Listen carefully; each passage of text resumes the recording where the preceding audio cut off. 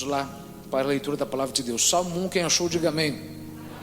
Verso 1 ao verso 3. Bem-aventurado o varão que não anda segundo o conselho dos ímpios, nem se detém no caminho dos pecadores, nem se assenta na roda dos escarnecedores. Antes, tem o seu prazer na lei do Senhor, e na sua lei medita de dia e de noite. Pois será como árvore plantada junto a ribeiros de águas, a qual dá o seu fruto na estação própria, e cujas folhas não caem, e tudo quanto fizer prosperará. Diga amém. Vamos todos nós lemos do verso 1 ao verso 3 novamente. Eu quero que você leia com bastante ênfase, tá bom? A minha versão é da Bíblia do Culto, que é a João Ferreira de Almeida atualizada, correto? É da Bíblia do Culto ou a corrigida? A revista é corrigida. Então, quero que você leia, eu quero que você guarde essa palavra. Meu intuito não é fazer você gritar. Eu sei que você vai dar glória, mas o meu intuito é fazer você compreender o que você precisa estabelecer na sua vida para ser um homem abençoado. Vamos ler do verso 1 ao 3, toda a igreja. 1, 2, 3. Bem-aventurado.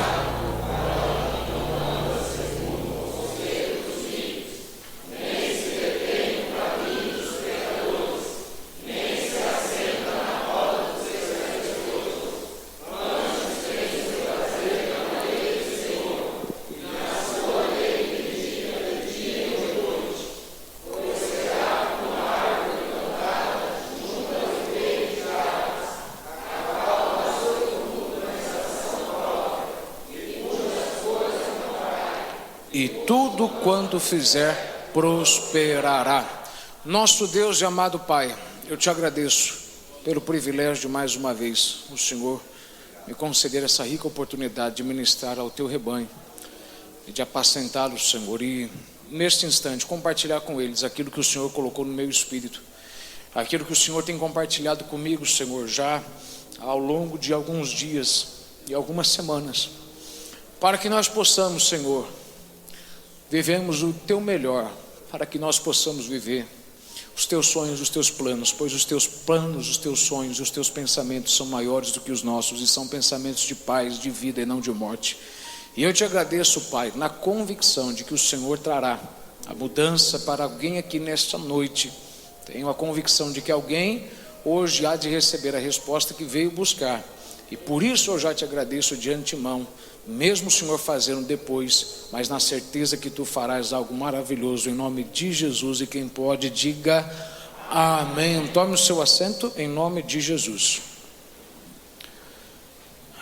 O homem abençoado, isso é algo maravilhoso, e tome nota disso. Davi é um homem extremamente abençoado.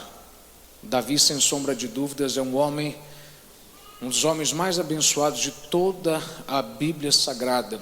A vida de Davi é uma vida que daria uma grande novela, uma vida com altos e baixos. Ele que não veio de uma família nobre, que não vem de uma família privilegiada, mas que literalmente do dia para a noite vê a sua vida ser transformada. Um dia ele vai dormir quanto pastor, no outro dia ele acorda ungido como rei de Israel. Um dia ele vai dormir guardando e apacentando o rebanho das ovelhas malhadas de seu pai. No outro dia ele acorda com a unção do profeta Samuel, a unção de rei sobre Israel descendo sobre a sua cabeça por um chifre de animal. A vida de Davi é uma vida que, tal qual grandes outras histórias que a gente vê, é uma vida com um grande divisor de águas, um grande antes e um grande depois. Já viu aquelas histórias na televisão que você vê o antes e o depois? Você compara as duas fases e você consegue ver uma enorme, uma gigantesca mudança. Mais ou menos quando você, um melhor exemplo, quando você perde peso, e aí então você tira uma foto sua antes, e aí você tira uma foto sua depois, e você fica alegre porque você perdeu peso. Perdeu 8 quilos, 10 quilos, 12 quilos, 30 quilos, que coisa boa. E aí você fica todo alegre, fica vibrante. E é interessante porque se alguém olha a sua alegria, porque você perdeu peso, não vai notar muita diferença, porque quem te viu a primeira vez e não te viu gordo antes, então tanto fez como tanto faz a tua alegria. Normalmente pessoas que não conseguem compreender a tua alegria do presente momento, são pessoas que não têm noção do teu passado recente. Eles não conseguem enxergar uma foto do antes e uma foto do depois. Mas aí se você vai na pessoa e mostra uma foto de como você era antes e como você é agora, aí ele vai entender o porquê que você está alegre, porquê que você está vibrante, porque a diferença é muito grande. Se você olhasse para uma foto da vida de Davi antes e uma foto da vida de Davi depois, você não ia acreditar que é a mesma pessoa, porque a diferença é enorme. Isso é um ponto interessante para você pensar. Essa é uma lei da vida. Felicidade é uma coisa que depende do ponto de vista. Então você não pode basear a sua felicidade na percepção das outras pessoas, porque para as outras pessoas não existe razão pela qual você está feliz agora. Eles não compreendem a sua presente alegria porque eles não conhecem o seu passado. Mas você sabe o seu presente, você também conhece o seu passado. E porque você sabe do seu presente e conhece o seu passado, você não pode viver uma vida baseada no que os outros veem de você, porque eles não sabem por onde você passou, eles não sabem de onde você veio, mas você sabe. Então é importante você definir na sua vida que felicidade, alegria é uma coisa que depende não de como você está, nem do que você tem, mas de como você vê, porque somente o ponto de vista seu pode garantir se você terá alegria ou não. Então Davi é um homem extremamente abençoado, um homem que a sua vida mudou da água para o vinho. Todas as áreas da sua vida foram abençoadas, espiritualmente, materialmente, financeiramente, moralmente, intelectualmente, socialmente, familiarmente. Tudo na sua vida sofreu uma mudança muito grande. E sem sombra de dúvidas, ele é um dos homens mais abençoados de toda a palavra de Deus. E não tem ninguém que pode falar para você melhor sobre bênção do que alguém que nunca foi abençoado, mas se tornou abençoado.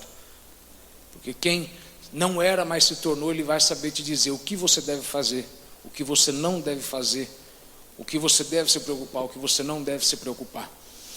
Mas um ponto interessante é você se perguntar, o que é bênção? O que é bênção? Porque bênção, como eu já disse para você, bênção não é coisas tangíveis. Alguém diz que o carro que você ganhou de Deus é uma bênção. Alguém diz que a cura de uma enfermidade é uma bênção. Alguém diz que um filho salvo é uma bênção. Na verdade, todas essas coisas são coisas tangíveis. Na verdade, elas são a consequência da bênção, porque a bênção não são coisas. Eu dei uma definição para você esse ano, e por várias vezes eu repeti. Uma definição que eu penso que é maravilhosa. O que é bênção? Bênção é o empoderamento para você prosperar e ter sucesso. O que seria empoderamento? É aquela grande inclinação que você tem para dar certo. É uma grande inclinação que você tem. Eu tenho uma inclinação, é natural meu de gostar de comer, porque é natural do meu DNA, principalmente de madrugada. Então eu tenho um empoderamento interno para poder ganhar peso e massa. Eu tenho uma inclinação para isso. Essa é uma definição de bênção que é perfeita e não tem que fazer retoques. Mas há uma segunda definição de bênção que eu quero que você compreenda. Porque se você analisar, a gente nunca parou para entender o que é bênção. A gente fala das coisas que a bênção faz, mas a gente não compreende que bênção é, anote isso, uma habilidade estranha e inata. Ela é estranha e inata, que te faz suceder sobre adversidades. Bênção nada mais é do que uma estranha e inata habilidade para suceder diante de adversidades. Estranha por quê? Porque não tem lógica. É estranha, é uma habilidade estranha. Alguém passou pelo que você passou e terminou mal, mas por alguma estranha razão você sobreviveu. É estranho. É inato, é inato. É uma habilidade que não está predicada nas coisas exteriores. Ela age dentro de você, ela vem de dentro de você.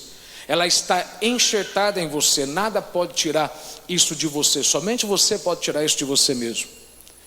Bênção então é uma estranha e inata, não tem lógica, e está dentro de você, a habilidade para você superar, suceder, vencer sobre adversidades. E eu gosto dessa definição pela seguinte razão, porque essa definição, ela não implica que bênção é uma coisa que acontece quando você não tem adversidade. Essa é uma definição que não implica que se você é uma pessoa abençoada, você não vai ter problemas. Pelo contrário, se você espera que ser abençoado é sinônimo de que você não terá problemas, lutas, dias de sol, dias de chuva, então isso nunca vai acontecer. Porque bênção, ela é uma estranha, não tem lógica. Alguém passou pelo que você passou e morreu, e como é que você passou e está vivo? E inata está dentro de você a habilidade de você suceder sobre adversidades. Então veja, de nada adianta você olhar para o seu atual momento e comparar o seu atual momento com o seu momento passado, e aí então você tentar definir se você é abençoado, porque antes você vivia algo e hoje você vive outra coisa. Não. Para você entender o que é bênção, você tem que fazer uma grande leitura na sua jornada da vida, e você tem que comparar os momentos de queda, os momentos de vitória, e ao fim de tudo, você não fazer uma porcentagem, você não fazer um cálculo de que em tantos anos eu fui feliz, em tantos anos eu fui mal, eu estive abençoado por tantos meses, mas depois eu fiquei tantos meses fora da bênção. Não. É impossível você uma hora ou outra ficar vivendo fora disso, porque uma vez que você alcança ela, a medida da bênção pode diminuir, mas ela nunca vai desaparecer de você, porque mesmo que você ande fora dos caminhos de Deus, o fato de Deus ainda insistir em trazer você de volta para a presença dele, já é sinal de que você é abençoado. E isso é razão para você lembrar do que eu falei semana passada. Deus ainda insiste na sua vida. Então veja, essa é uma estranha e inata habilidade de suceder sobre adversidades.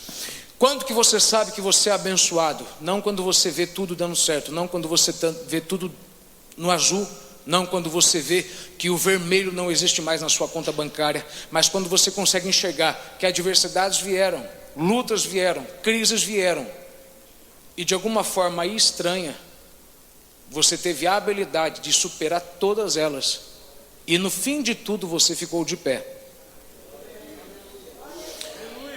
Você lembra que no Tom e no Jerry tinha aquela história que o gato tinha 7 vidas? O gato tem 7 vidas? Responde para mim, sim ou não? Não, o gato não tem, irmão. O gato não tem.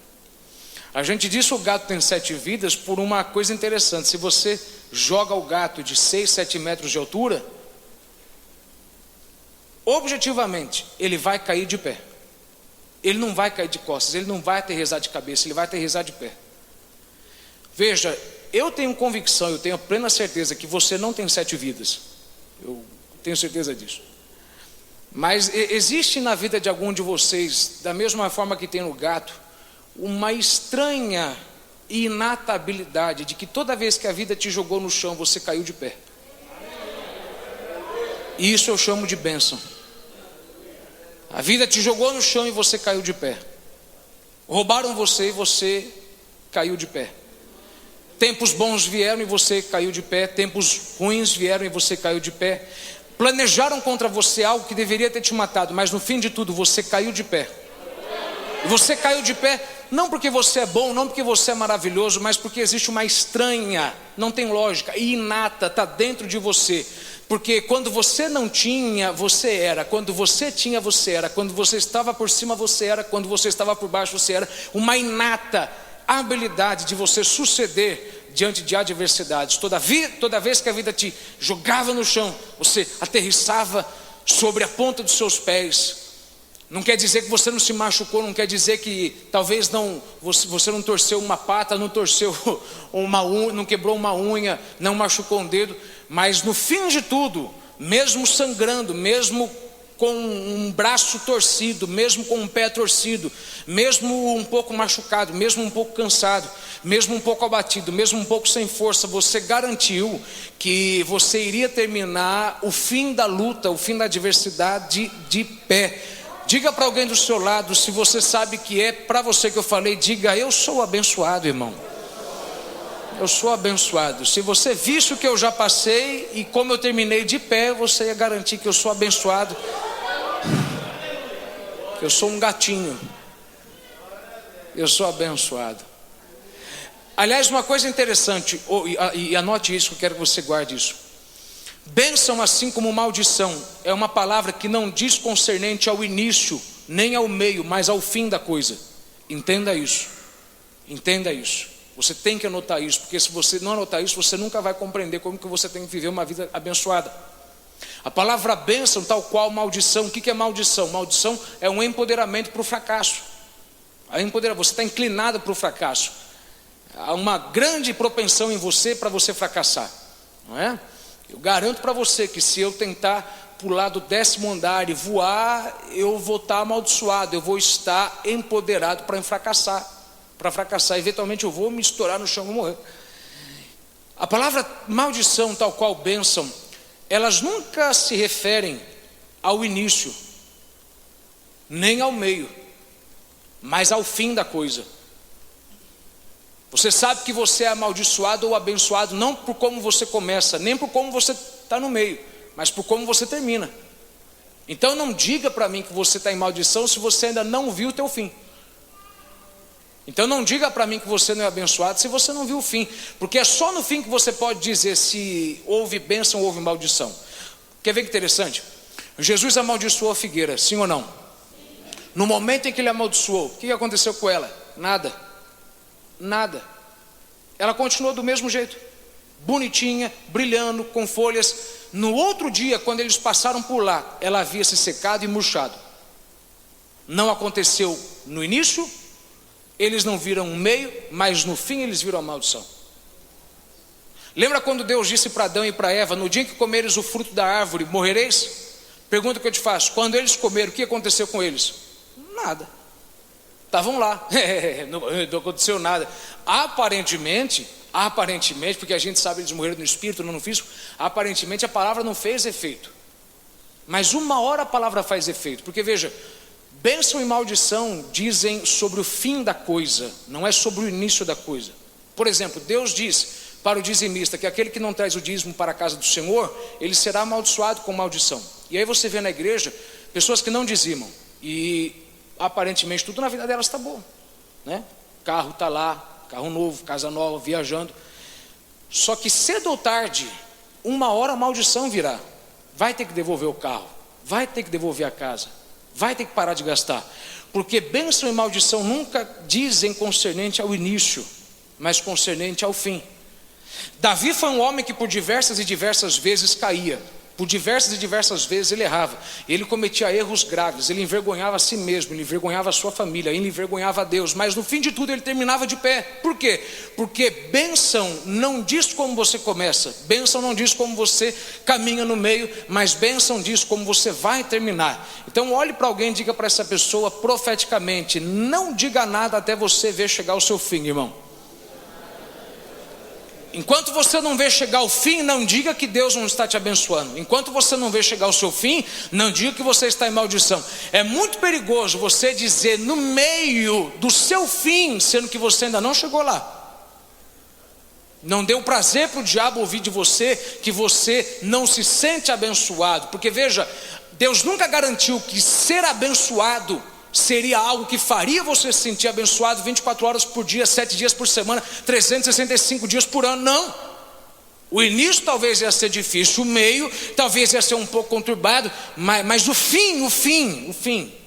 Se ele diz que você vai ser abençoado, então fique tranquilo, algo pode acontecer no início, algo pode piorar no meio, mas ele garante que antes de você chegar no fim, você terminará de pé. Diga para alguém do seu lado: você vai terminar de pé. Ok. Então você não pode usar a ausência ou a presença de problemas para você determinar se você é abençoado ou não. Pelo contrário, você usa a adversidade para medir o tamanho da sua bênção. Veja quantas coisas você passou e terminou de pé. Então você verá o tamanho que você é abençoado. Veja o tanto de coisas que o seu problema é que você quer operar no mundo espiritual com a mente material, humana, física.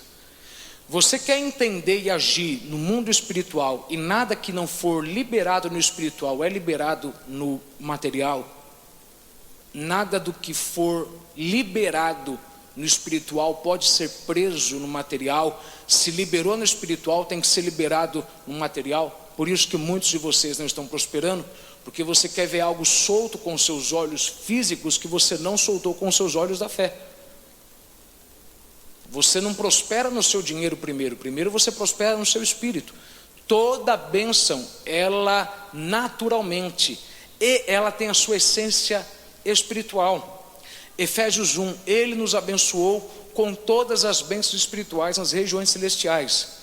Um carro novo, uma nova casa, a salvação de um filho, um casamento, a restauração de uma pessoa, a cura de uma enfermidade, tudo isso é consequência de alguém que nas regiões celestiais, no mundo espiritual, que nós acabamos de viver aqui, quando você levantou as mãos e adorou, o mundo espiritual, isso é um resultado de alguém que foi até lá, recebeu essa estranha e inata habilidade, e agora que pisou o pé no chão e vai trabalhar no outro dia, você vai operar nessa habilidade.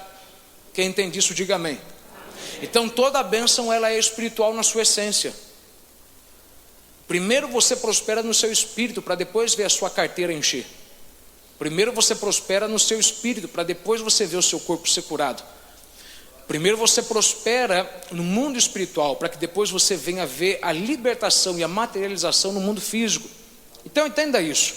Quando eu falo do homem abençoado, quando eu falo sobre o que é bênção, e dentro do Salmo de número 1, então você consegue ter a seguinte noção, e eu quero que você guarde isso, que toda bênção, ela tem a sua essência espiritual, toda, e muita gente não consegue compreender isso, porque não consegue ter o discernimento que tudo que acontece no físico é consequência do espiritual.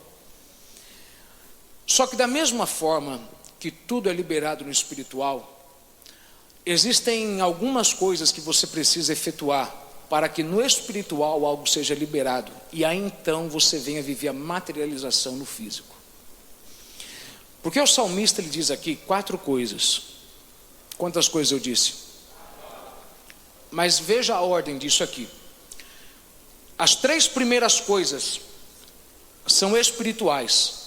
A última coisa é física. As 3 primeiras coisas, ele vai falar das 3 coisas que o homem de Deus, o homem abençoado, não faz. A última coisa é a coisa que o homem abençoado faz. Então entenda isso, porque ele fala muito mais do que o que ele não faz no espírito, do que o que ele faz no físico. E dentro da igreja, muitos de vocês estão preocupados em saber o que fazer no físico, sendo que no físico você tem que fazer uma coisa, no espiritual você não tem que fazer 3 coisas, 3 nãos e 1 sim. Veja que interessante isso, é mais não do que sim. E você espera ouvir de Deus mais sim do que não. E você quer aprender mais sim do que não. Se você consegue compreender o que você não tem que fazer, obviamente você vai saber o que tem que fazer. E se você sabe o que tem que fazer, obviamente você vai saber o que não tem que fazer. Ele vai falar aqui de 3 coisas que o homem abençoado não faz, e uma coisa que ele faz. 3 primeiro, uma depois. As 3 primeiras falam do espírito. 3 coisas que ele não faz no seu espírito. Ele não anda segundo o conselho dos ímpios, ele não se detém no caminho dos pecadores, ele não se assenta na roda dos escarnecedores. 3 coisas no espírito, uma coisa no físico. Tudo quanto fizer prosperará. Então veja a ordem.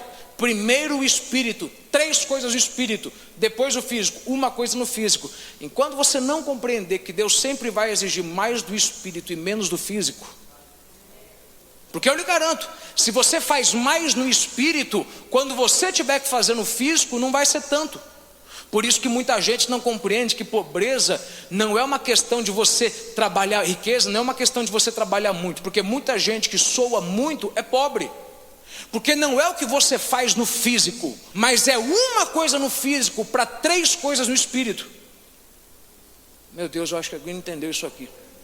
Vou tentar fazer você entender de novo. É mais coisas no espírito do que no físico.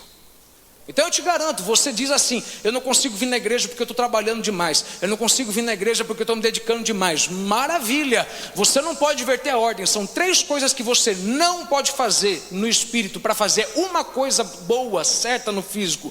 Você quer fazer 3 coisas certas no físico, mas o salmista só vai falar de uma coisa no físico: tudo quanto fizer prosperará. E 3 coisas no espírito: primeiro, não anda segundo o conselho dos ímpios, não se detém no caminho dos pecadores, e não se assenta na roda dos escarnecedores. E é isso que eu quero que você anote, isso é isso que eu quero que você entenda. Porque quanto mais você compreender que mais depende do que você faz no espírito do que o que você faz no físico, mais você será próspero, mais você será enriquecido, mais rico você será. Mais rico, mais riqueza de saúde, mais riqueza de alegria, mais riqueza de paz, mais riqueza de dinheiro. Então a primeira coisa que a Bíblia diz, qual é a primeira coisa que o homem abençoado, que ele não faz? Porque ninguém pode dizer melhor do que o homem chamado Davi. Davi sabia o que não deveria fazer e o que deveria fazer. Então a primeira coisa que você tem que entender, no mundo espiritual, na sua vida espiritual, que o homem abençoado não faz: bem-aventurado o homem que não anda segundo o conselho dos ímpios. Bem-aventurado o homem que não anda segundo o conselho dos ímpios. Em outras palavras, eu não vou te abençoar se você só fica ouvindo pessoas seculares. Eu não vou te abençoar se você fica dando ouvido para a gente do mundo. Eu não vou te abençoar enquanto você segue o conselho deles. Eu não vou te abençoar enquanto você ouve o que eles falam para você fazer e você faz do jeito que eles falam para você fazer. E a gente pensa que isso é fácil. A gente pensa que isso é fácil. Bem-aventurado o varão, o homem que não anda segundo o conselho dos ímpios. Eu não ando segundo o conselho dos ímpios, pastor. Eu não ando. Eles me falam para roubar, eu não roubo. Interessante, mas eles causaram um temor da pandemia em você e você ficou com temor. Eu perdi alguém, Jesus. Eles fizeram você morrer de medo a ponto de não vir para a igreja, você ficou. Eu tenho que fazer você entender que você está num processo de transformação para você ser abençoado. A gente diz que a gente não anda segundo o conselho dos ímpios, mas na verdade não andar segundo o conselho do ímpio é difícil, é muito difícil. Para algumas pessoas parece impossível. Por quê? Porque pare e pense comigo, você gasta muito mais tempo da sua vida do lado do ímpio do que do santo. A sua vida está mais cercada de pessoas ímpias do que pessoas crentes. Então você tem a grande inclinação de eventualmente agir de acordo com o mundo. Eles vão ter medo da pandemia, você vai ter medo da pandemia. Eles vão ter medo de comprar, você vai ter medo de comprar. Eles vão ter medo de arriscar, você vai ter medo de arriscar. Eles vão divorciar, você vai se divorciar. Eles vão fazer, você vai fazer. Por quê? Porque você gasta mais tempo na sua vida. Eu quero que você entenda isso aqui comigo. Na sua vida hoje é possível que você tenha na sua vida mais pessoas ímpias do que santas. Mais pessoas ímpias que não andam na palavra de Deus, que não conhecem a Jesus, que não nasceram de novo, do que pessoas santificadas pelo sangue do Cordeiro. Você tem mais gente lá de fora do que eu e quem está do seu lado. E por conta disso, você eventualmente, uma hora e outra, vai começar a ouvir eles. O que eu quero que você entenda isso aqui: de nada adianta Deus ter salvo o seu espírito e você ter convertido o seu espírito se você não converteu o seu mundo. Porque é aí que entra o problema. Alguém dá o microfone para o pastor Hudson, que eu vou ler Romanos 12, 2, depois eu vou ler Efésios 2. Mas eu vou ler daqui a pouquinho. 3 João 1, verso 2: Amado, desejo-te que vá bem em todas as coisas e que tenha saúde, assim como vai bem a tua alma, assim como um reflexo. Tudo que acontece fora é um reflexo do que vem dentro. Você prospera dentro, você enriquece dentro. É por isso que de nada adianta você dizimar e ofertar se você não sabe administrar suas finanças, porque dízimo e oferta vai proteger você de toda a crise do mundo, não vai proteger você de uma crise interna. Você gasta mais do que pode, você não gasta, você não sabe aplicar direito, ele não vai livrar você de você mesmo. Primeiro você enriquece dentro. É impossível você ser próspero no interior e você não viver prosperidade exterior, é impossível. Por isso que quanto mais você valoriza o espírito, menos você soa no físico, mas você vai ter que se esforçar um pouco. Não suar muito no físico não quer dizer que você não vai ter que pôr a mão na massa. Você vai ter que trabalhar, vai ter que acordar cedo, mas em compensação, enquanto muita gente vai ter que fazer 2, 3 turnos, você vai fazer um turno ou meio turno. Já viu gente que trabalha 8 horas para no fim do mês receber 30, 40, 50, 60, 100 mil, 1 milhão, e gente que trabalha às vezes 8 horas para receber 500. O que é isso? Prosperidade do Espírito. Então a primeira coisa, bem-aventurado o homem que não anda segundo o conselho dos ímpios. Deus está dizendo para você, eu não vou te abençoar enquanto você ficar dando ouvidos para o que o mundo faz. Eu não vou te abençoar enquanto você continuar seguindo o que eles falam para você fazer. Eu não vou te abençoar, veja, porque se você é uma pessoa que anda de acordo com o mundo, se o mundo afundar, você vai se afundar. Se o mundo entrar em caos pela pandemia, você vai perder a tua paz e vai entrar em caos pela pandemia. Jesus, me ajuda, me dá graça, que eu estou com vontade hoje de voar aqui. Se o mundo entrar em desespero, você vai entrar em desespero. E para alguns de vocês, se hoje fosse o período da tribulação, se o mundo inteiro colocasse a marca da besta, você ia entrar na onda junto. Porque você anda segundo o conselho dos ímpios. E isso é difícil não acontecer. Por quê? É isso que eu quero que você entenda. Porque você não vai andar segundo o conselho dos ímpios enquanto você não mudar quem está do seu lado. Porque você é aquilo que você come. Você é o que você come. E você come o que te dão. Eu não sei quem já viu aquele programa, Você é o que você come. Um programa muito interessante. Eu acho que é esse o título. Cara, é muito gozado. Muito gozado. Bom, eu penso o seguinte, que se de fato eu sou o que eu como, eu sou doce pra caramba. Né? Eu não vou dizer que minha esposa é amarga, porque ela não come coisa amarga, mas ela é uma mistura, ela gosta de coisa azeda, ela coisa de coisa amarga. Mas vamos continuar aqui, ok? Romanos 12, lê para mim o verso 2. E não vos conformeis com este mundo, mas transformai-vos pela renovação do vosso entendimento, para que experimenteis qual seja a boa, agradável e perfeita vontade de Deus. Pode ler sentado que a gente vai ler bastante coisas, tá bom? Veja, não vos conformeis com este mundo, não se conformar, não se conformar, não se conformar, não se conformar, não se conformar, não é internamente, não se conformar, conformar, não é formar, conformar, é exteriormente, você criar um molde exterior, você se encaixar. É igual uma prótese dentária, você vai lixando aqui, vai lixando ali, corta ali, até que encaixa. Ele conformou, encaixou. Você não pode formar, começar do zero. Não vos conformeis. Você veio de um jeito, mas você de repente, depois que você começou a andar com o mundo, você foi conformado, foi moldado. Você não foi formado, você foi depois de pronto. Não vos conformeis com este mundo, mas transformai-vos. Então transformar está falando de algo interior. Algo interior que tem efeito exterior, uma transformação para mudar uma conformidade. Não vos conformeis com este mundo, mas transformai-vos pela renovação da sua mente. Veja isso aqui, é esse o ponto que eu quero que você compreenda. Por que para muita gente, porque se você quer ser abençoado, você não pode andar segundo o conselho dos ímpios. Mas como que você não anda segundo o conselho dos ímpios se você se conforma com o mundo deles? Você se conforma. Por quê? Porque alguns de vocês, você tem na sua vida muito mais gente ímpia do que gente crente. Você trabalha do lado de gente ímpia, parte da tua família é gente ímpia, parte dos seus amigos são pessoas seculares. A maioria das pessoas na sua vida, na vida de alguém aqui, são pessoas que não são santas, não têm Jesus. E eventualmente você vai acabar seguindo o conselho delas. Você vai acabar sendo o que a gente chama de uma Maria vá com as outras. Nada contra quem chama Maria, mas é que esse é o ditado. Se fosse Zé, eu falava Zé vai com os outros. Mas é Maria vai com as outras.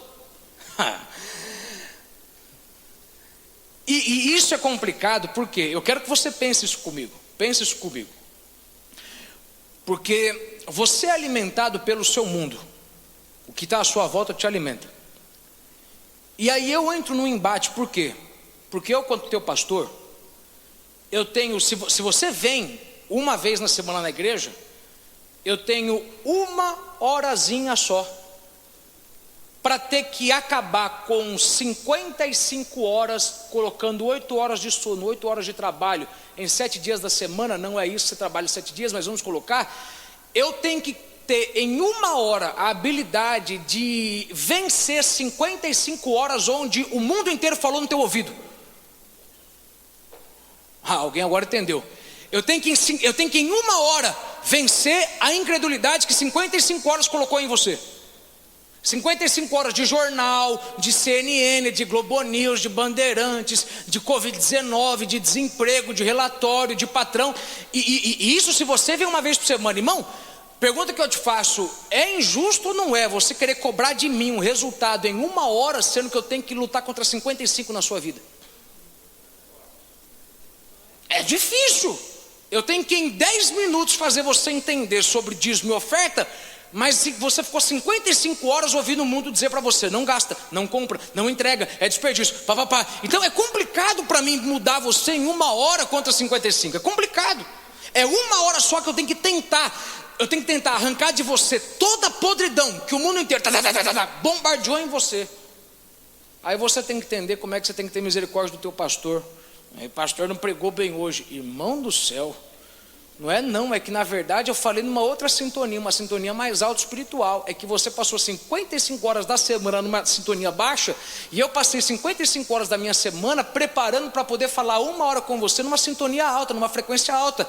Então eu não tenho culpa de você ter vindo aqui, saído daqui e não ter entendido a mensagem. Eu não tenho culpa.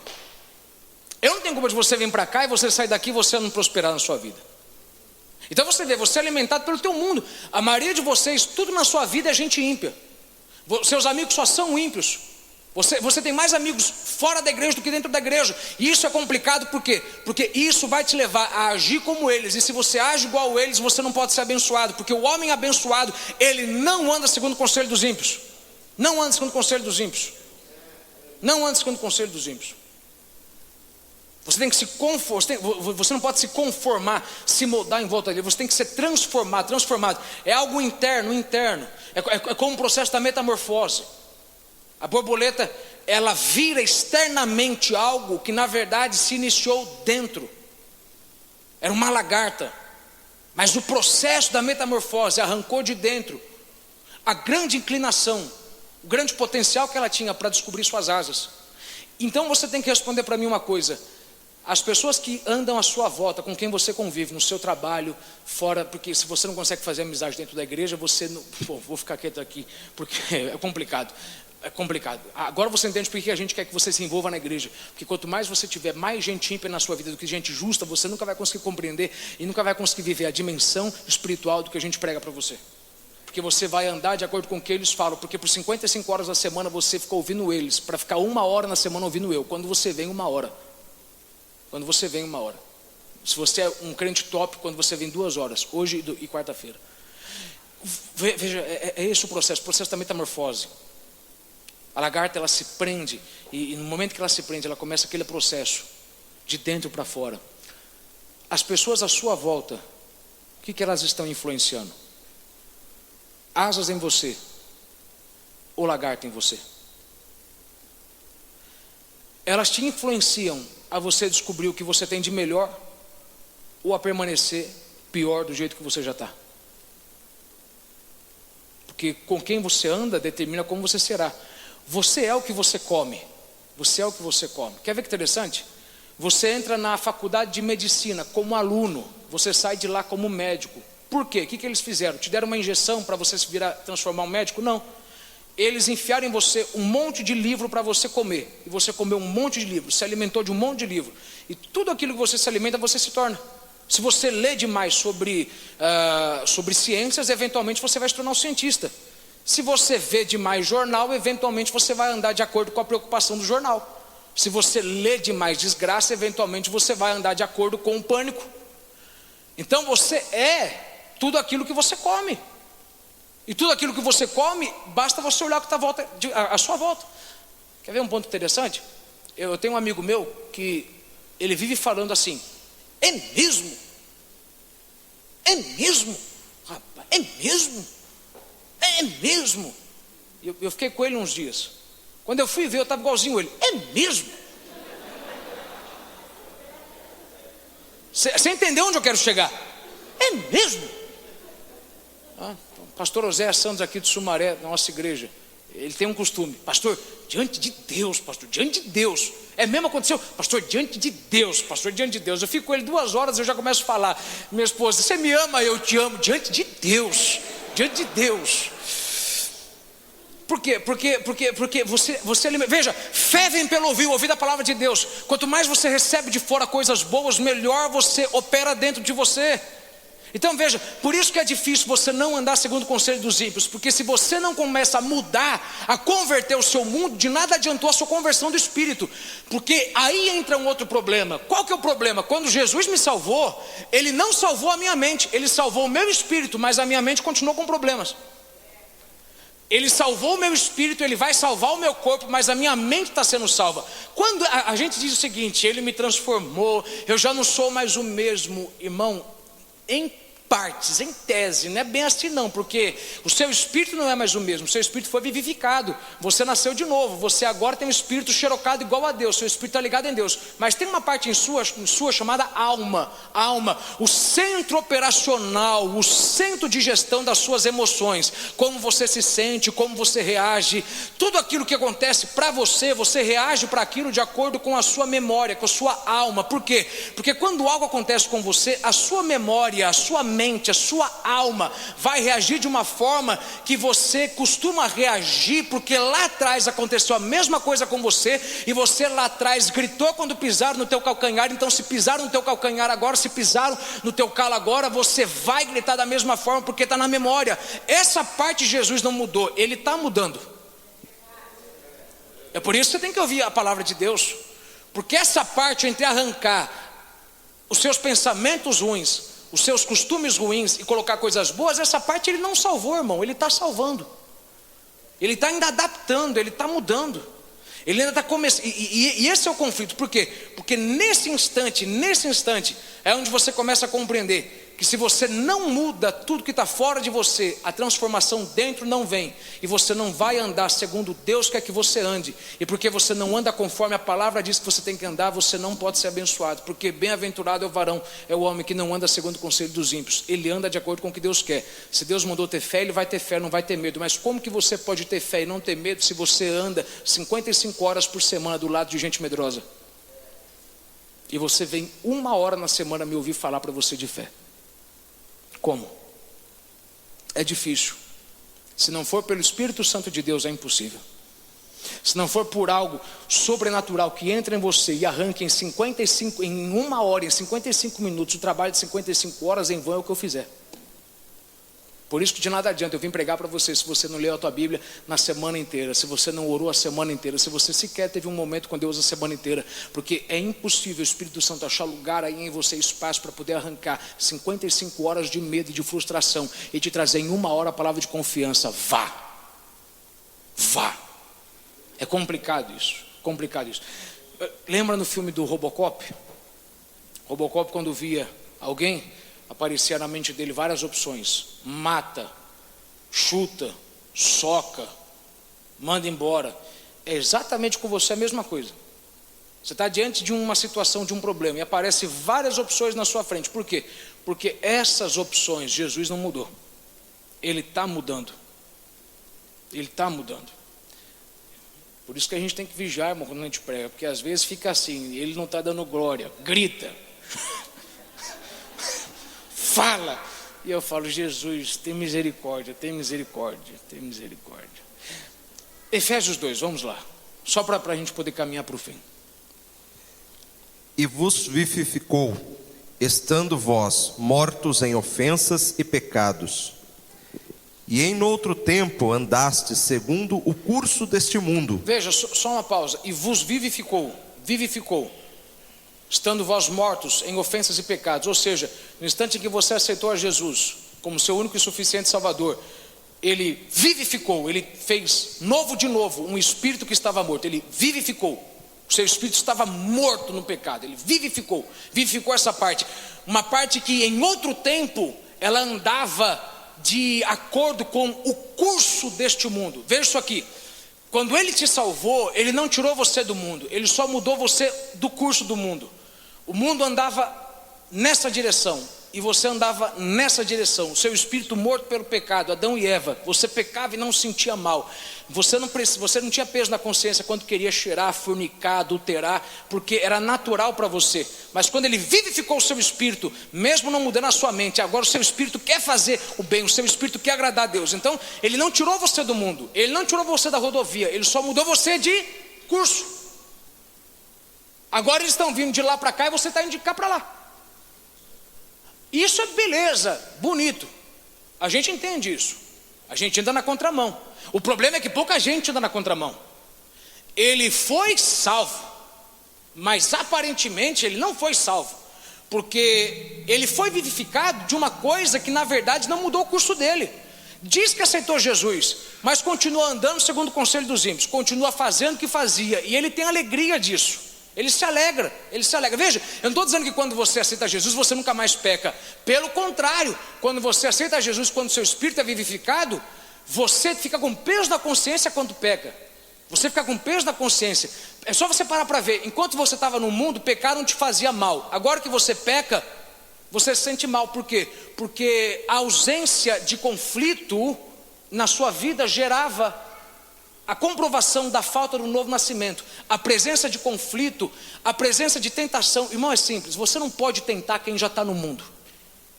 Como é que você vai tentar quem está no mundo? Você tenta quem está no mundo, mas longe do curso do mundo. Quem está andando na contramão. Então, é importante você entender isso, porque se você tem sido tentado, não quer dizer que você não foi salvo. A presença de tentação é a comprovação do novo nascimento. Se isso te incomoda, quer dizer que você nasceu de novo, porque você já está no curso contrário do mundo. Isso não te, irmão, vamos falar a verdade. Quando você estava no mundo, irmão, você nem tinha que esquematizar como é que você ia sair de casa e voltar tarde. Você saía e voltava quando queria, porque não tinha peso na consciência. Hoje, quando você quer fazer coisa errada, irmão, você já fica um mês planejando, e quando vai fazer, dá errado. Porque ele mudou, e é esse o meu problema. Porque se ele não tirou você da rodovia, ele não tirou você do mundo, ele só mudou você de curso. O mundo estava vindo nessa direção, você começou a vir nessa direção. Só que alguns de vocês, você vive como se você estivesse indo na mesma direção. Sabe por quê? Porque lá fora você concorda com o que todo mundo faz. No teu trabalho você concorda com o que eles falam, você concorda com o que eles pensam. Você tem um parente homossexual e você passa a cabeça na mão dele por conta disso. Mas espera aí, você deveria a essa altura estar sendo influência através da pessoa de Jesus e estar dizendo, é errado, não está certo, eu não faço mais, eu não sou mais isso, eu não sou mais aquilo. Então eu fico pensando o seguinte, será que você de fato nasceu de novo ou não? Vamos lá, continua aí, verso 3.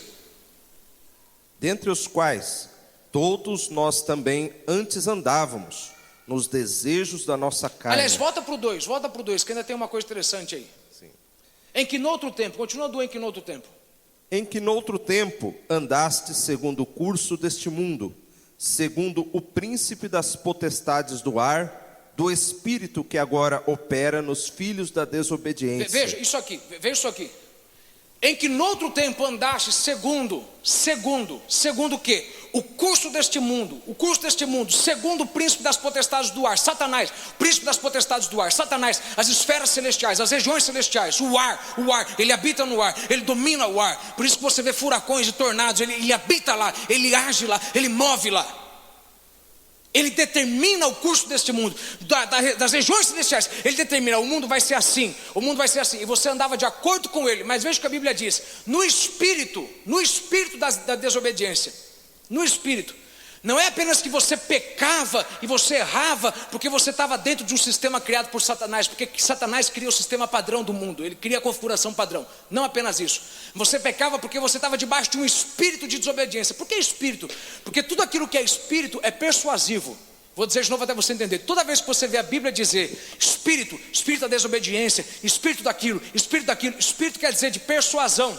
Em outras palavras, o espírito da desobediência vai perseguir você até o fim da vida. Então não pense que porque você aceitou Jesus e vira e volta você é tentado por algo, que você está fora de Deus, que você está longe dos caminhos do Senhor. Ser tentado não é pecado, o pecado é você cair em pecado. E porque muita gente parou de falar que ser tentado é normal, por isso que muita gente vive em pecado na igreja. Porque enquanto você começa a compreender que ser tentado é normal, Jesus foi, mas ele não caiu em nada, você não vai compreender que é um espírito. Ele quer te trazer persuasão, ele vai insistir para você, vai lá, mais uma vez, só mais um dia.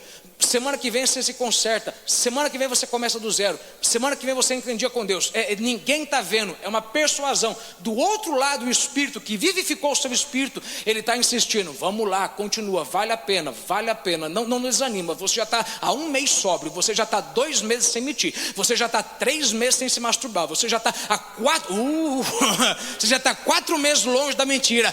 Vai, não para. Eu perdi alguém aqui, Jesus. Vamos lá, continua. Verso 3 agora. Entre os quais todos nós também andávamos, nos desejos da nossa carne, fazendo a vontade da carne, e nos pensamentos. E éramos, por natureza, filhos da ira. Por natureza, filhos da ira. Continua, nesse mesmo verso. Como os outros também. Éramos filhos da ira. Por quê? Porque no curso do mundo, no padrão que Satanás criou, você andava nesse padrão para satisfazer o quê? Os seus desejos da carne e do pensamento. Coisas como sexo, poder para humilhar, influência para destruir, autoridade para mover e manipular pessoas. Porque se você pensa que desejo é só coisa carnal como o sexo, muita gente aqui, você não tem problema com sexo. Mas você tem desejos da carne que vão te levar à destruição, como a necessidade de ser validado. Você quer ter poder, você quer ser honrado, e por conta desse desejo ruim, se Deus te der isso agora, você vai passar por cima de alguém que nunca te fez mal, e você vai manipular pessoas, porque Deus não pode confiar em poder em você se você não provou que é de confiança. Antes andávamos para satisfazer as nossas vontades da carne, do pensamento. Entende isso aqui? Quando você estava no mundo, o que você pensava, você fazia. O que você pensava, vamos lá, só para mim ter noção, quem aqui aceitou a Jesus? Quem aqui teve experiências no mundo? Eu digo assim, quem aqui não eu estou dizendo de pessoas que não tiveram o privilégio de nascer num lar evangélico, não que nasceram crentes, porque ninguém nasce crente, você tem que se converter uma hora ou outra. Eu tive que me converter, ainda que eu tenha nascido dentro da igreja, eu nunca tenha me desviado, eu nunca tenha ido para um boteco, eu nunca tenha cheirado, eu nunca tenha fumado, mas eu precisei aceitar, porque ser filho de crente não te faz ir para o céu, ok? Todo mundo tem que aceitar Jesus uma hora ou outra, mas vamos lá, só para me ter noção, quem aqui de fato aceitou mesmo, você veio do mundo? Levanta a mão só para mim ver isso aqui, para mim compreender o que você está. Maravilha. Quando você estava no mundo, tudo que você fazia era para satisfazer o seu desejo. Então, o que você vivia era uma consequência, era um reflexo do que você pensava, sim ou não? Você pensava em coisa ruim, você fazia coisa ruim. Você pensava em coisa má, você fazia coisa má. Mas quando o seu espírito foi vivificado, o seu pensamento, a sua vontade mudou. Não a forma como você age, não a sua memória, não a sua alma, mas a sua necessidade, o seu desejo mudou. E isso é interessante, porque uma vez que de fato você foi vivificado e agora você anda na contramão do mundo, agora os seus pensamentos não são mais o mesmo. Vira e volta, você pensa como pensava, mas você ainda tem essa guerra, esse conflito entre pensar coisas boas e ruins. Você fica pensando coisas boas, você quer agradar a Deus, você quer ser santo, você quer se consagrar, você quer viver uma vida reta diante de Deus, você quer viver com integridade, você quer andar no caminho certo enquanto eles estão andando no caminho errado, você quer estar na direção certa enquanto eles estão na contramão do que é certo diante de Deus. Mas isso é uma coisa importante para você entender. O filho pródigo, quando o filho pródigo caiu em si, ele estava no lugar errado, no curso errado, na posição errada, estava no meio do lamaçal, no meio dos porcos. Ele não se levantou do lugar, ele não saiu dali. A primeira coisa que ele fez foi simplesmente mudar a sua mente, renovar a sua mente. Uma vez que ele renovou a sua mente, ele mudou a sua posição. Uma vez que ele mudou a sua forma de pensar, ele mudou a sua forma de agir. Uma vez que ele mudou a sua forma de pensar, ele mudou a sua condição. Uma vez que ele mudou a sua forma de pensar, ele mudou a sua posição física. Ele saiu do lamaçal e disse: vou ter para com meu pai. E ele foi para ter com o pai. Qual que é o ponto que você tem que entender nisso? Não importa a posição física que você está, toda posição física é uma consequência de um posicionamento mental. Enquanto você estava no mundo, você só pensava em coisa ruim, e aí o que você fazia era ruim, então o que você fazia era um reflexo do que você pensava, do que você queria.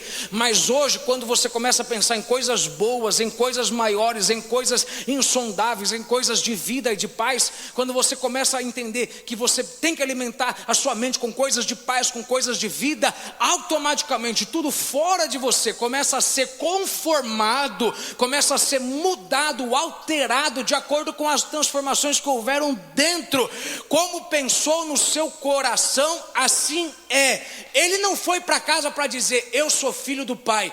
Ele lembrou que ele era filho do pai lá no lamaçal, e quando ele lembrou, lá no lamaçal ele foi restaurado. Ele não foi restaurado quando ele voltou, ele foi restaurado quando ele caiu em si e disse: quer saber de uma coisa? Eu tenho que voltar para cá. Em outras palavras, tem gente que ora para Deus mudar algo na vida dele fisicamente, mas ele não compreende que fisicamente Deus muda aquilo que você mudou mentalmente, aquilo que você mudou de posição emocionalmente, aquilo que você disse: eu não vou mais pensar assim, eu não vou mais agir assim, eu não vou mais perder o controle assim. No instante que você muda, é só você parar para ver. Diga ao fraco: sou forte. Fraco o físico, forte o espírito. Diga ao fraco: sou forte. No instante que você diz para o fraco: sou forte, a força de dentro passa para fora. Então você não precisa ver bênçãos exteriores para você garantir que você é abençoado internamente. Você diz: eu sou abençoado internamente. Você diz: esse será um dia abençoado, esse será um ano de bênçãos, esse será um fim de ano cheio da glória de Deus. E automaticamente do lado de fora as coisas vão começar a se materializar. Você vai começar a chamar as coisas que não são como se já fossem, vai chamar a existência as coisas que não existem, porque você serve um Deus que chama as coisas que não são como se existem, e você é feito à imagem e semelhança dele. E se ele chama o que não tem como se já fosse, você tem que ir por dentro dizer é, mesmo não sendo, porque no instante que você diz é, começará a passar a ser, vai passar a se realizar, vai passar a se materializar. Você começa a dizer vai ser abençoado, e aí as coisas começam a mudar, a criar uma forma nova, elas começam a se conformar, a se moldar, a se encaixar, porque tudo fora tem que se encaixar no padrão que foi estabelecido por dentro. Não vos conformeis com este mundo, mas transformai-vos pela renovação. Vamos lá, continua para mim. Continua para mim. Mas Deus,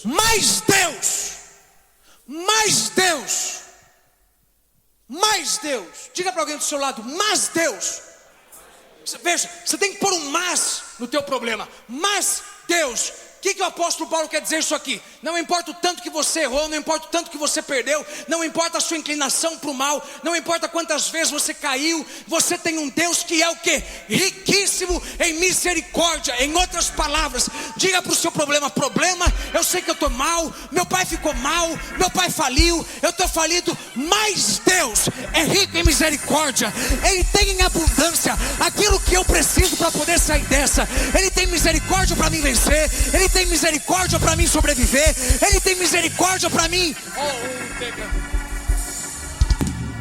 Minha mãe morreu desse câncer, minha tia morreu desse câncer, eu estou com esse tumor, mas Deus, diga para alguém do seu lado: mas Deus. Você tem que pôr um mais do teu problema. Eu nasci pobre, meu pai tentou e faliu, eu já tentei e estou falindo. Peraí, mas Deus, que é riquíssimo em misericórdia. Em outras palavras, Ele tem em abundância o que você precisa para sair desse curso do mundo. Ele tem em abundância o que você precisa. Então a primeira coisa: bem-aventurado o homem que não anda segundo o conselho dos ímpios, que não pensa conforme o ímpio, e não se detém no caminho dos pecadores. Não se detém no caminho dos pecadores. Não se detém no caminho dos pecadores. Não se detém. Não é de quem fica parado. Ele não adota o caminho dos pecadores. Ele não é influenciado pelo caminho dos pecadores. Ele não reage conforme os pecadores. Ele não usa as reações dos pecadores como padrão para ele configurar e ele começar a reagir da forma como ele muda a sua mente, ele alinha a sua mente de acordo com a palavra de Deus. Ele alinha a sua mente. Bem-aventurado o homem que não anda segundo o conselho dos ímpios e não se detém no caminho dos pecadores. Ele diz, não importa o quanto de pecadores estejam à minha volta, no fim de tudo eu não vou reagir igual a eles.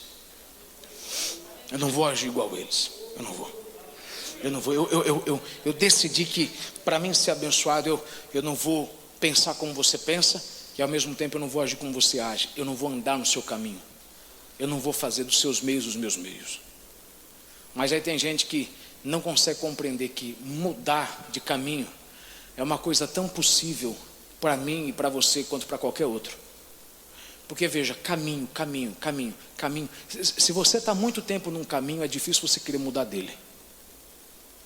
É difícil. Se você faz o mesmo caminho para ir para casa e para a igreja durante anos, é difícil você querer aprender um novo caminho para ir por lá, porque é o mesmo caminho. E tem gente que ele pega aquela síndrome de Gabriel. Eu nasci assim, eu cresci assim, eu vou morrer assim. Eu não consigo mudar. Eu estou velho para mudar. Quem já ouviu alguém falar isso aqui, irmão? Eu estou velho para mudar. Eu não espero que eu mude. Eu estou com 50, 60 anos. Peraí. Pergunta que eu te faço. Você consegue ser diferente com quem você não conhece? Lá no teu trabalho você não bate nos teus funcionários. Então se você consegue ser bom com eles, por que você não consegue ser bom com a tua esposa em casa? Você não bate neles, por que você tem que bater nela?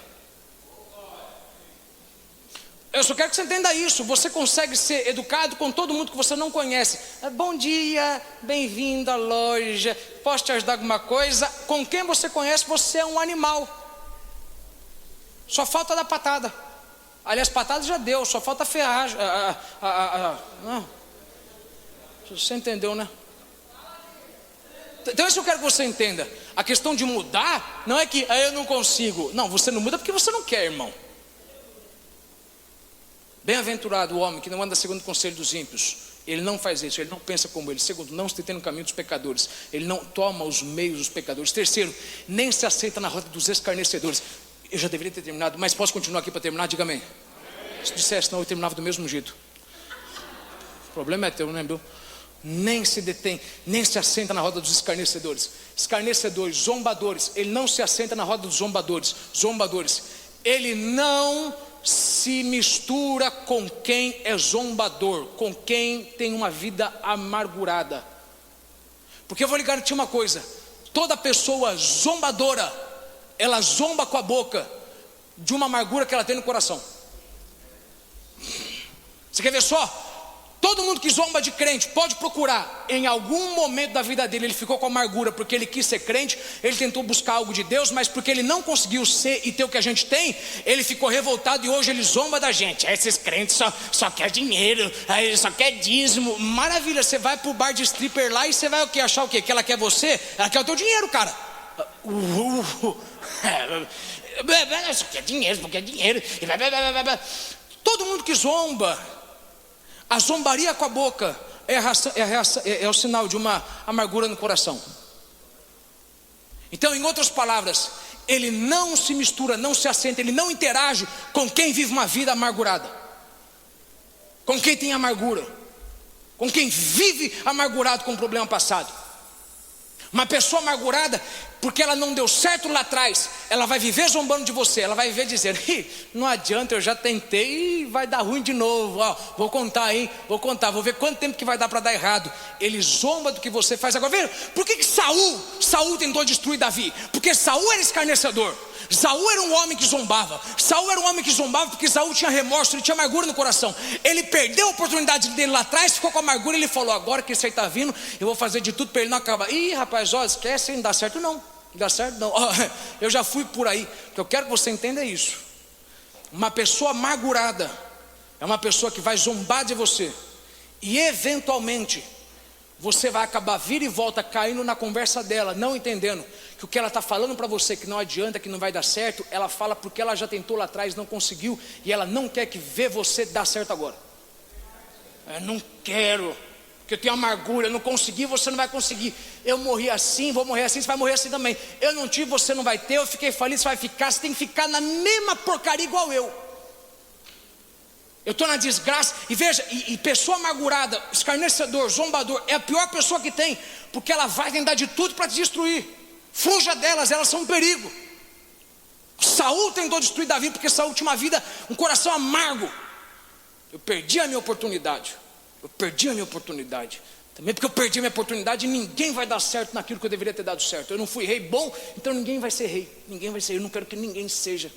Eu não casei, então ninguém também vai casar. Eu não fui feliz no meu casamento. Irmão, já viu gente que não foi feliz no casamento dele, e aí ele quer fazer o seu casamento não dar certo, para vocês dois ser farinha do mesmo saco, para ele poder dar a mão para você e você ficar participando da mesma miséria com ele. Porque tem gente que só consegue ser feliz vendo que você está na mesma desgraça que ele. Mas toda palavra negativa contra a tua vida, você tem que ter autoridade de Deus e dizer: Senhor, é jogado, é lançado por terra em nome de Jesus. Em nome de Jesus, eu não vou andar de acordo com esse curso, eu não vou viver o que eles vivem, eu não vou ser o que eles querem que eu seja, porque eu me nego a... Aliás, veja, se você é uma pessoa que fica amargurado quando você lembra do que você teve de chance lá atrás e perdeu, é sinal de que agora, nesse exato instante, em algum lugar na tua vida, você está andando do lado de alguém que também é zombador, escarnecedor, perdeu a oportunidade.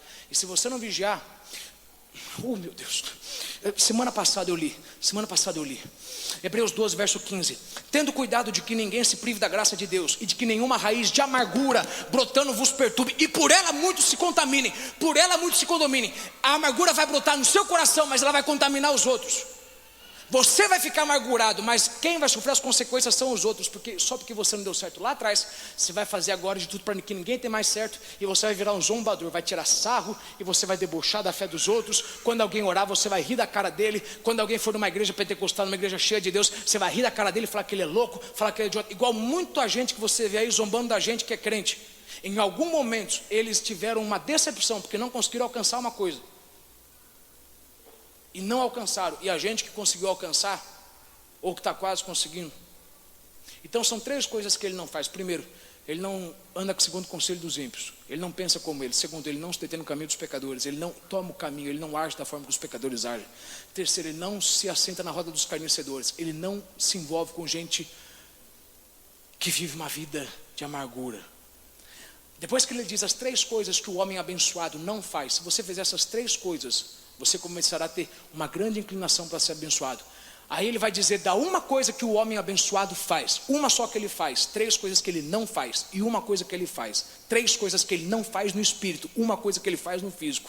Você vai fazer muito menos no seu físico do que você vai fazer no seu espírito. Você exercita muito mais aqui dentro do que aqui fora. Por isso, quanto mais tempo você ora, mais tempo você jejua, quanto mais tempo você se dedica à palavra de Deus, quanto mais tempo você se dedica a vir na igreja, quanto mais tempo você aguenta me ouvir, mesmo que tenha passado do horário que eu disse que ia terminar, quanto mais tempo você gasta no seu espírito, menos tempo você gasta no físico.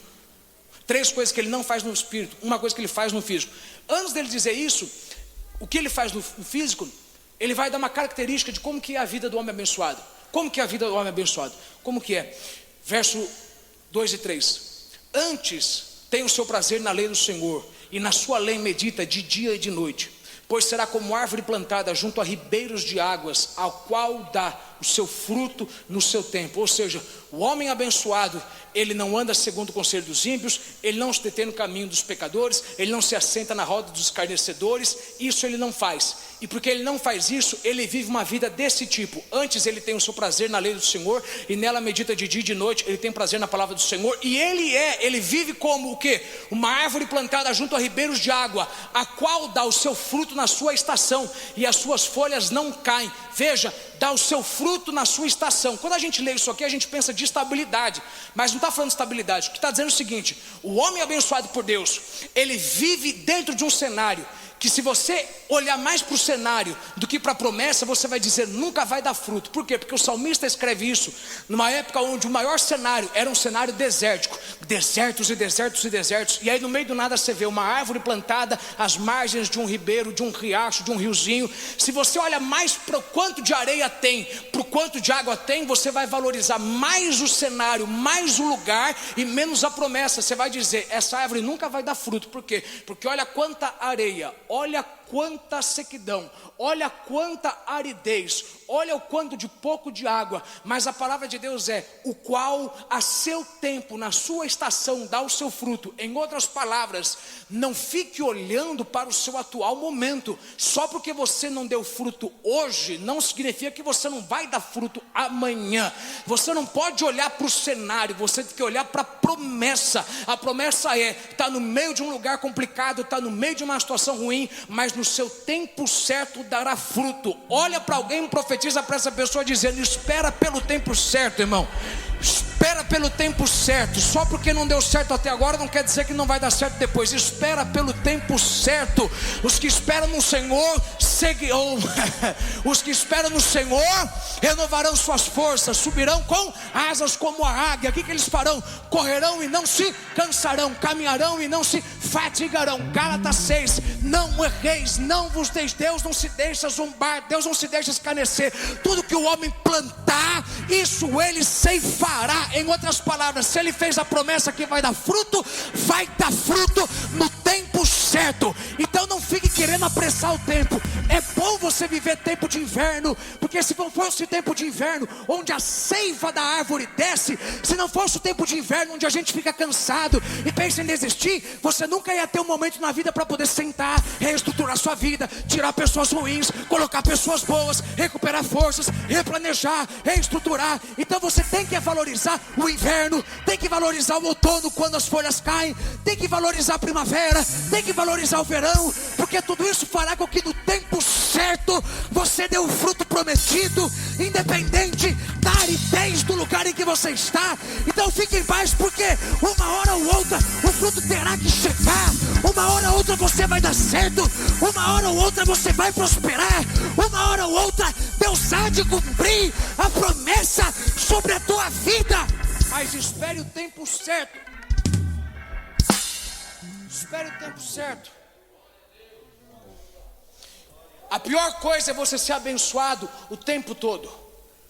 Porque se você fosse abençoado o tempo todo, você não teria como errar. E se você não errasse, você não conheceria a lei do Senhor. E se você não conhecesse a lei do Senhor, você não andaria em caminhos retos.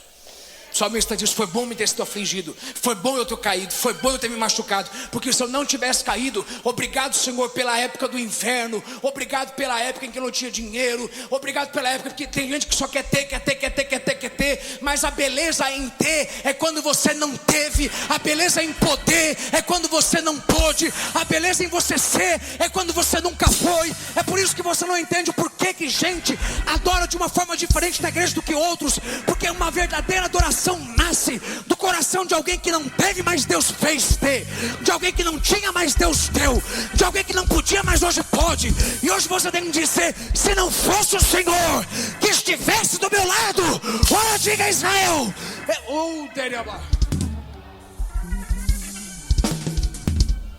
bem-aventurado o homem que não anda segundo o conselho dos ímpios, não se detém no caminho dos pecadores, nem se assenta à roda dos escarnecedores, antes tem seu prazer na lei do Senhor, e nela medita de dia e de noite. Pois será como árvore plantada junto ao ribeiro de águas, ao qual dá o seu fruto na sua estação, e cujas folhas não caem, Em outras palavras, eu, Deus, vou te sustentar. Porque as folhas têm que cair no outono, porque se elas não caem no outono, quando chega o inverno, a árvore não vai ter energia para poder sobreviver ao inverno. Então a árvore tem que economizar energia. Para economizar energia, ela vai deixar folhas caírem, para que ela venha armazenar energia para vencer o inverno. Mas Deus está dizendo: o homem abençoado, ele é como uma árvore plantada junto a ribeiros de águas, que dá o seu fruto ao tempo certo. Ele vai estar num lugar ruim, mas vai dar certo lá, porque no tempo certo eu vou fazer ele dar certo. E até acontecer aquilo, as folhas não vão cair, eu vou fazer ele permanecer. Oh meu Deus, você devia dar glória mais alta. Eu vou fazer ele permanecer. Veja, tem gente que só adora quando Deus dá o fruto, mas alguém aqui adora somente pelo fato de que Deus te fez permanecer até hoje. Você não tinha dinheiro, mas Deus te fez permanecer até hoje. Você tinha dinheiro e Deus te fez permanecer até hoje. Você não tinha saúde e Deus te fez ficar em pé. Você perdeu a saúde e você continuou de pé. Você tinha pessoas e você ficou de pé. Você perdeu pessoas e continuou de pé. E alguém diz: o que é isso? Isso é o homem abençoado, cujas folhas não caem. Ele permanece no fim de tudo. Ele entra na fornalha, mas sai da fornalha. Ele passa pelas águas, mas ele passa comigo. Ele passa pelos vales, mas Deus passa com ele. Ele passa pelos desertos, mas Deus passa pelos desertos. Ele passa pela fome, mas Deus desce o maná. Ele passa pela sequidão, mas Deus manda chuva. Deus faz permanecer as folhas. E se não fosse o Senhor que estivesse do meu lado, as folhas já teriam murchado e caído. Eu já não teria mais forças, eu já não teria mais convicção de que Deus tem mais para me dar do que o diabo já tirou. Deus tem mais para fazer do que o diabo já desfez.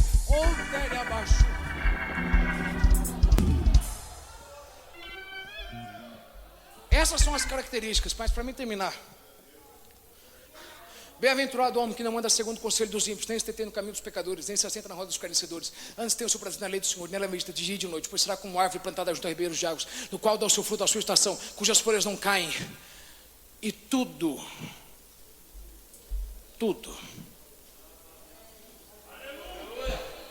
quanto fizer prosperará. Em outras palavras, não fique só orando, não, faça.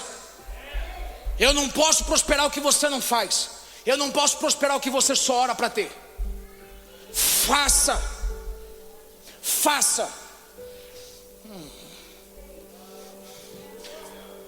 Porque a bênção está na ação. Deus não abençoa sonhadores, Deus não abençoa pensadores, Deus abençoa realizadores, Deus abençoa fazedores. Quem põe a mão na massa, quem faz, quem vai para frente. Esse é o problema da igreja. A igreja subestimou o poder de fazer. A gente só ora, na hora de fazer não faz. Deus está dizendo, como que eu posso prosperar o que você não faz? Tudo quanto fizer, não é você que está esperando em mim, é eu que estou esperando em você. Faça daí que eu faço daqui.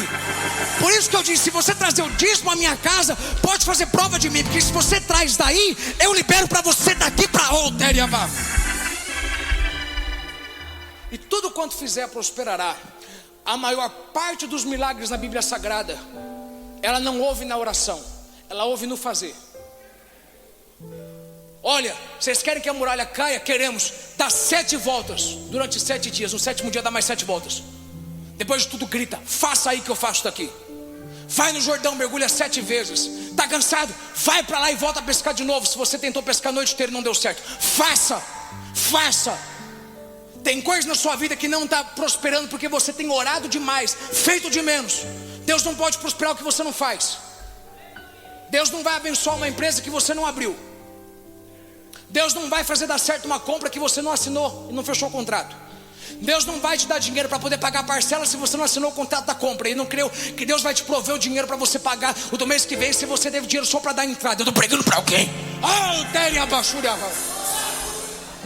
Você quer ver lógica em tudo. Você quer que Deus te dê o dinheiro para os próximos 6 meses. Deus está dizendo, vai, faça, e eu prospero o segundo mês. Isso é fé. Dá o primeiro passo, eu vou te mostrar, mas o segundo eu não vou te mostrar. Vai ser pela fé. Olha para alguém e diga para essa pessoa profetizando, diga, o milagre está no fazer, irmão. O milagre está no fazer. O milagre está no fazer. O milagre está no fazer. O milagre está no fazer. O milagre não está em você orar. Veja, o milagre não está em você orar, porque de nada adianta você orar e não fazer. Vou te provar isso aqui. Quem lembra dos 5 pães e 2 peixinhos? Diga amém. Quando Jesus pegou 5 pães e 2 peixes na mão do menino, quando ele pegou na mão dele, ainda eram 5 pães e 2 peixes. Não multiplicou na mão dele. Ele pegou, levantou, abençoou, orou. E alguém acha que quando ele orou, multiplicou. Não. Como que o senhor me prova isso? Simples. Como é que você vai multiplicar comida para 5.000 na sua mão e vai ter força para segurar 5.000 na sua mão? Quando ele pegou era 5 pães e 2 peixes. Quando ele levantou era 5 pães e 2 peixes. Se tivesse multiplicado na mão dele enquanto ele estava orando, ele não ia ter como segurar, porque ele era 100% Deus, mas 100% homem. Quanto foi que multiplicou? Quando ele pegou e começou a trabalhar.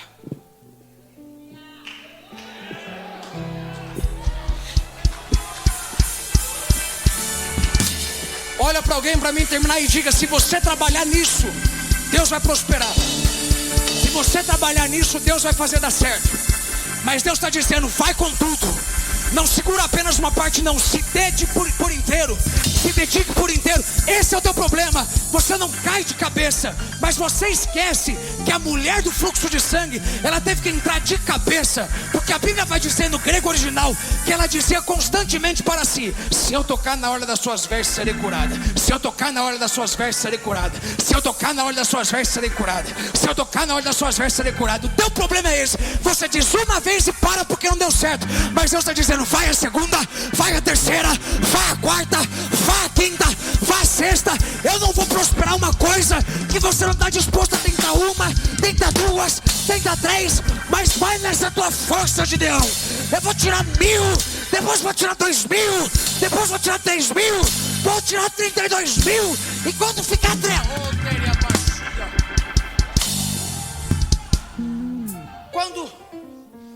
quando ficar pouco, eu tinha prometido 300, mas eu vou te fazer levar 32 mil. Quando chegar lá, começa a trabalhar neles.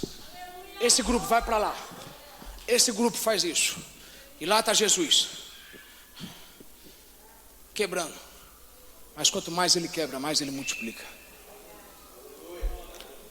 Aliás, você tem que dar graças a Deus, porque se você está quebrado, pelo menos você está quebrado na mão de Deus. Pelo menos eu estou quebrado na mão de Deus, não é na mão do diabo. É Deus quem está quebrando, é Deus quem está partindo. Porque tudo aquilo que Deus quebra, Deus multiplica. Não há multiplicação sem partição. E essa é a única coisa que o homem abençoado faz. A única coisa que o homem abençoado tem que fazer é fazer. A única coisa que ele tem que fazer no físico é fazer. Porque no espírito ele não ouve o conselho dos ímpios, não se detém no caminho dos pecadores e não se assenta na roda dos escarnecedores. 3 coisas que não tem que fazer para uma coisa que tem que fazer. Para mim terminar, ouça isso. Não importa o quanto você já se matou e já se sacrificou para fazer dar certo uma coisa, seja tua família, teu casamento, tua empresa, teu sonho. Nada do que você fizer no físico, grande o bastante, vai poder ocupar o espaço do que você tinha que fazer no espírito. Se você não converte o seu mundo, Deus não pode prosperar o seu mundo. Talvez a coisa mais importante que eu tenho para fazer você entender hoje é isso. Enquanto você não estiver cercado de mais pessoas justas do que ímpias, eu não posso em 1 hora destruir 55 horas de impiedade. Eu creio que se você entendeu o que eu falei hoje e lembrou de semana passada, você vai entender que eu estou te dizendo que você ainda não viveu a grande mudança. Aquela grande promessa que Deus te fez ainda não se cumpriu, porque você ainda não conseguiu compreender o que você tem que fazer. O problema é a sua mente. O problema é quem você ouve.